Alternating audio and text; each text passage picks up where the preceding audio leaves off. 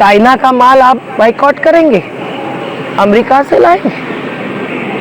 नितिन गडकरी जी ने पोल खोल कर दी खुद के सरकार के आर्थिक नीतियों से विदेशीकरण जो आगे बढ़ रहा है उसकी। ये डिजिटलाइजेशन में बाजार है। गूगल जैसी कंपनियों ने तो मोदी जी का विदेश में बड़ा स्वागत किया था ना। वो तमाम एयरलाइंस वाले आज बहुत बड़ी कमाई कर चुके हैं। अत्याचार विरोधी कानून के दोषी ये सभी सरकारें, सभी सरकारों की बात कह रहे हूँ, क्योंकि महाराष्ट्र की संवादशील सरकार होते हुए भी न केवल हमें जवाब नहीं मिला, श्रमिकों को जवाब नहीं मिला। उनकी रेलवे चालू करने की मांग को मोदी जी क्या सुनते हैं? वो कान बंद करके अपने आदेश देते रहते हैं और कानून बदलते रहते हैं। तो रेलवे के लिए जिन्होंने अपना फॉर्म डाला, कुछ मजदूर ऑनलाइन के माहिर है, तो भी उनका क्या हुआ? वो ट्रेन चली ही नहीं, 10 दिन 15 दिन जवाब नहीं मिला। और कर्नाटक के बॉर्डर पर जो हकीकत हुई आप सब जान चुके होंगे। आज तक बिल्डर्स ने रुकवाया। ये साजिश भी चली है।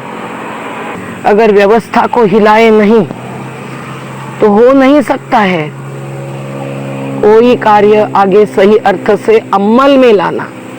आदेश बहुत हो सकते हैं, लेकिन अमल में लाना चाहिए। साथियों, इस लॉकडाउन के दौरान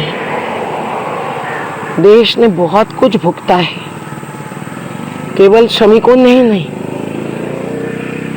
ये भुगता है कि 68,000 करोड़ रुपए की सहूलियत देकर कर्ज माफी कर दी गई केवल 8 बड़े कॉरपोरेट घरानों को। अब ये सब जगह बात फैली है। बात यहाँ तक सीमित नहीं है। नॉन परफॉर्मिंग एसेट्स बहुत बड़ी संपदा बना के रखी है। क्या इन संपदा पर 1% या 2% भी कोई कर भार लगाया गया? नहीं। वेल्थ टैक्स अगर इस देश में सही लगाया जाए तो इस देश में किसी से भी कोई टैक्स न कपड़े पर न कागज पर लेने की जरूरत होगी, लेकिन वो नहीं हो रहा है। इसलिए देश में इतनी बराबरी है जो आज श्रमिकों के रूप में रास्ते पर आ गई है। अब तो देखो, हम सब देखें, अपने घर में काम करने वाली घरेलू महिला कामगार अपनी बिल्डिंग बनाकर, ऊंचे महल और ये हाईवे और फ्लाईओवर बनाकर, जिनको कि छुपने के लिए कहा जाता है या ट्रम्प आते हैं तब दीवार बांधकर छुपाया जाता है, वो सब गरीब बस्तियों में रहते हैं या गांव छोड़कर शहरों में ही नहीं, बड़े बड़े खेत मालिकों के खेतों पर पड़े रहते हैं। धूप में पड़े थे हमारे प्रवासी मजदूर गुजरात के अहमदाबाद, सुरेंद्र नगर, आनंद, खेड़ा, राजकोट, पोरबंदर, द्वारका, जामनगर, अमरेली, जूनागढ़ में। क्या ऐसे ही चलने देते हम लोग? माफ करना, केवल ये निर्णय नहीं हुआ है, और भी निर्णय हुए। देश में 44 राष्ट्रीय श्रम कानून बदलने की प्रक्रिया लॉकडाउन में पूरी आगे बढ़ी। अब 4 कोड्स मतलब संहिता होगी, जो नीति से भी कमजोर, कानून से भी कमजोर। इसका पालन कौन करेगा और कोड भी करवाएगा? हमें नहीं लगता है। 44 राष्ट्रीय तो 100 राज्य स्तरीय कानून खत्म करके ये 4 कोड ला रहे हैं। इसमें व्यावसायिक सुरक्षा, ऑक्यूपेशनल सेफ्टी, इसको बदल दिया है। कम से कम बीमारियों का जिक्र है। इसमें फैक्ट्री एक्ट में फैक्ट्री की परिभाषा बदल दी है। अब 20 नहीं 40 मजदूर होंगे तो ही फैक्ट्री एक्ट में शामिल होंगे। अब महिला कामगारों को भी रात भर की नाइट शिफ्ट करने की मंजूरी है और मजदूरों को 12 घंटे काम करने की, मालिक को करवाने। हर चीज बदली है तो मालिकों के पक्ष में। कैसा हो रहा है देश में? हमारे सेंचुरी मिल के वर्कर्स अब जब भी मिल्स चालू की जाएगी हम करवाएंगे, तो 12 घंटे काम करेंगे। या आयोनॉक्स से फैक्ट्री में वही हो रहा है। तो लॉकडाउन में लूट हो रही है, श्रम की भी और धन की भी। बैंकों में पैसा डालने के आदेश आ गए, 1000 कहाँ डाले गए। बांधकाम निर्माण मजदूर अभी मेरे सामने बैठे हैं जो कल्याण से चल के आए, क्या उनको मिले पैसे बैंक अकाउंट में? क्योंकि उसमें कुछ कुछ शर्तें डाली गई। बहुत होशियारी से निकला एक आदेश, किसानों के बारे में हो, श्रमिकों के बारे में।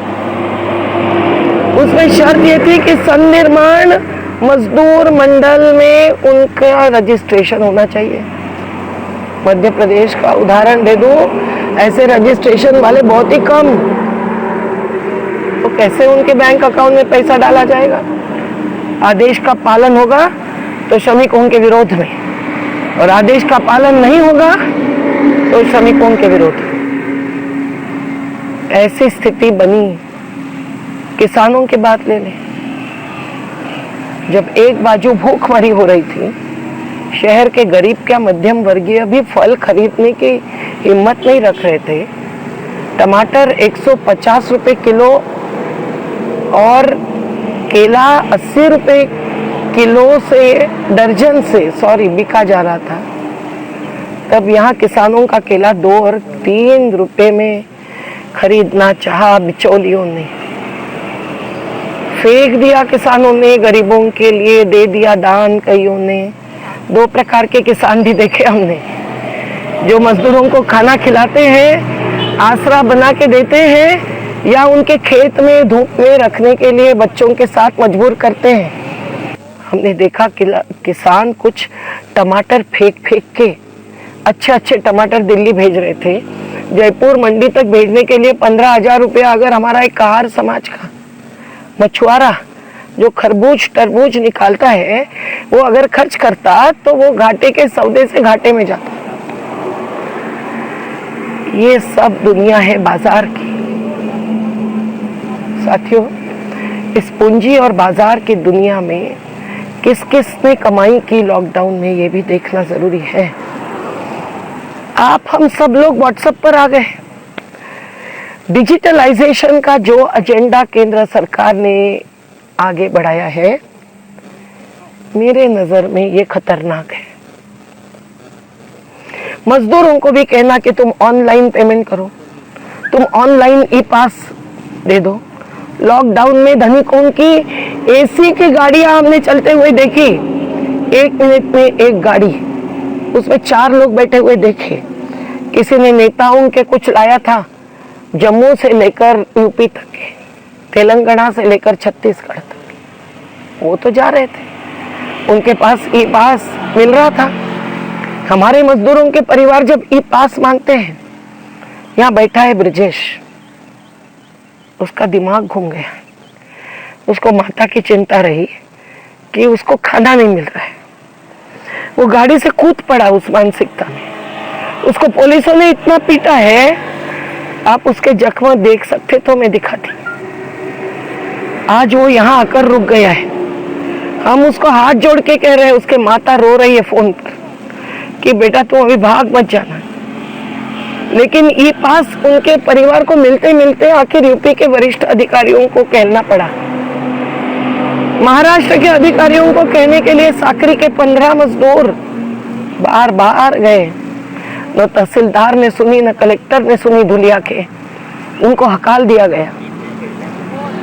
ये कौन सा ऑनलाइन और डिजिटलाइजेशन इस देश के 95% मजदूरों के काम आएगा, ये हमारा सवाल है। ये डिजिटलाइजेशन में बाजार है। गूगल जैसी कंपनियों ने तो मोदी जी का विदेश में बड़ा स्वागत किया था ना।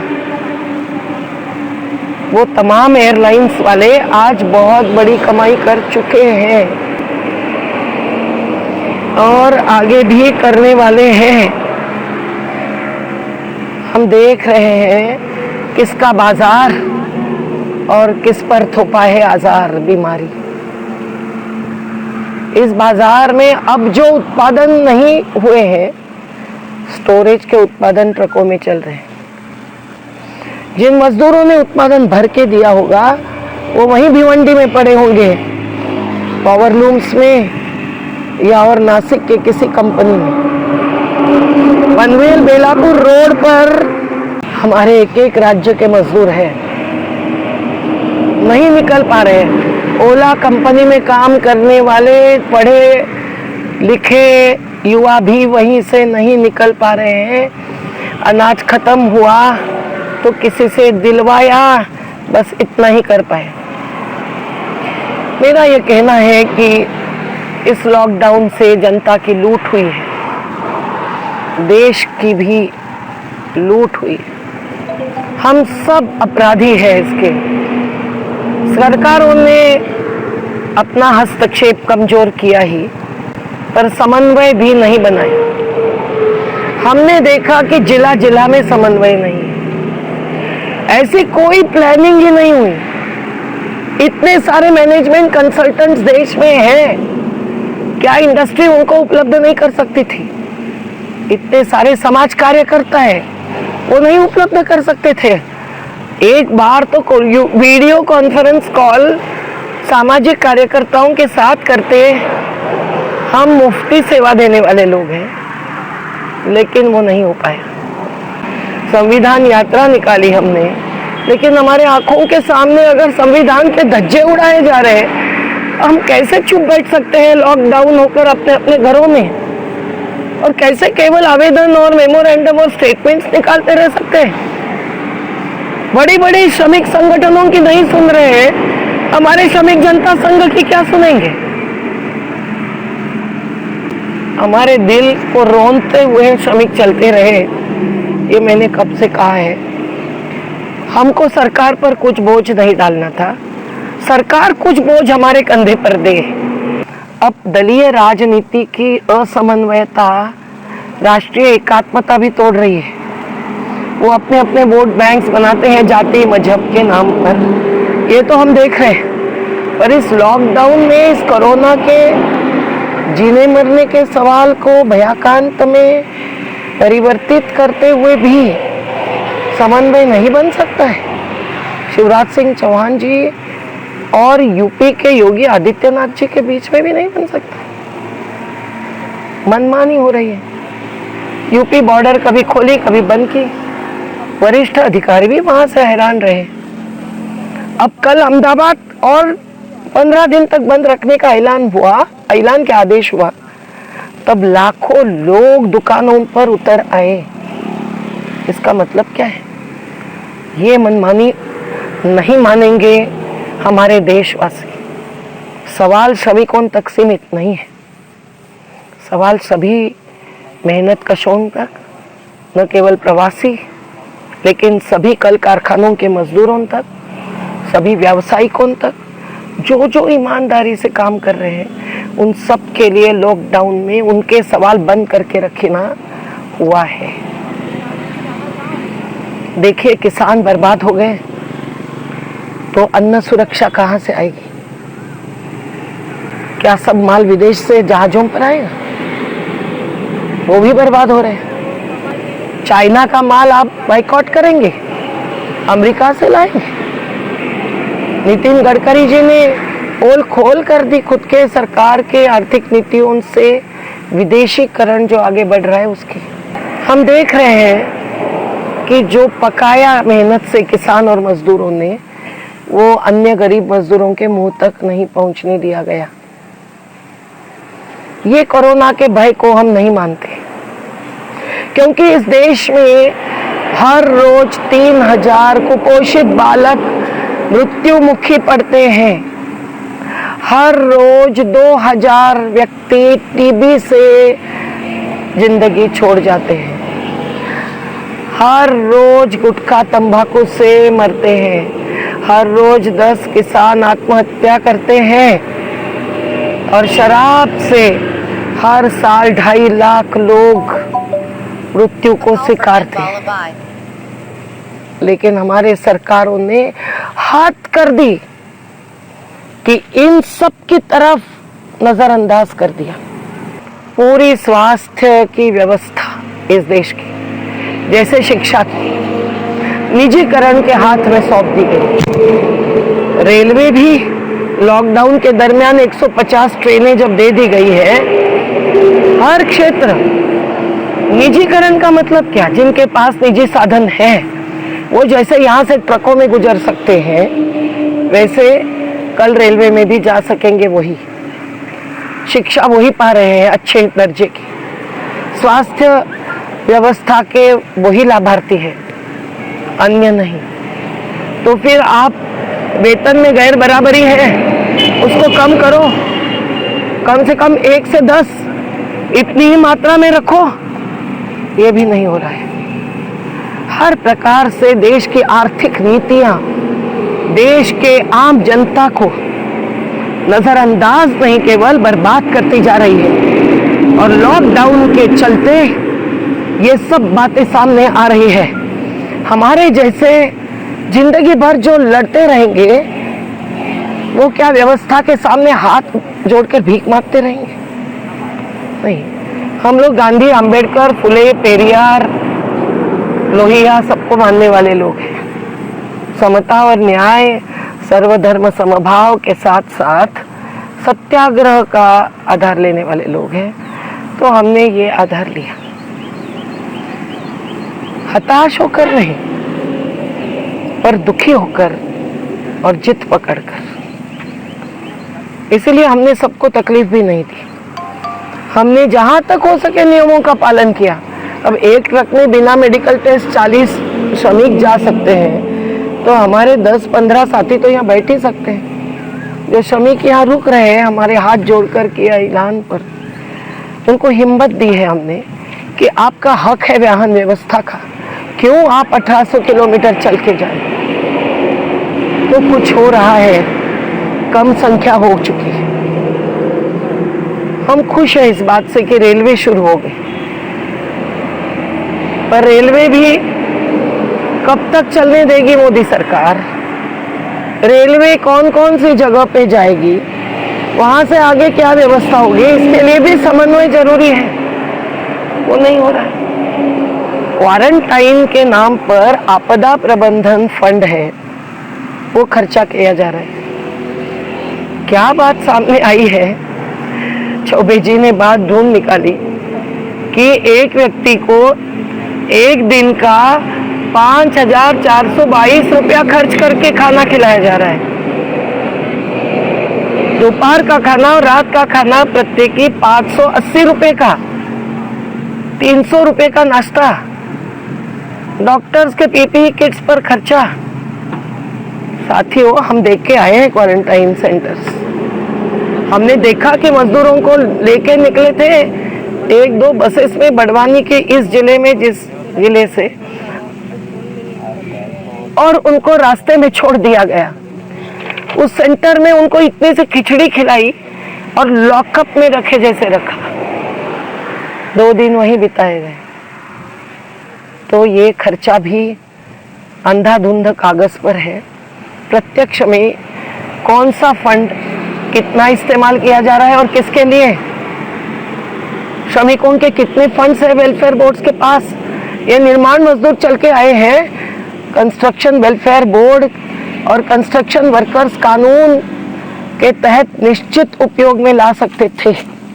उनको वाहन व्यवस्था मुफ्त में करवाई दी जा सकती थी, नहीं करवाई दी, और पीएम केयर फंड खड़ा कर दिया। रतन टाटा जी स्लम्स के बारे में संवेदना दिखाने के लिए हिम्मत से बोल पड़े, हम उसका स्वागत करते हैं। पर जो बिल्डरों ने बना के रखी है मुंबई की दुनिया, और ये जो हो रहा है पीएम केयर फंड के नाम पर एक एक बड़े कंपनी कॉरपोरेट्स ने सैकड़ों करोड़ रुपया डालना।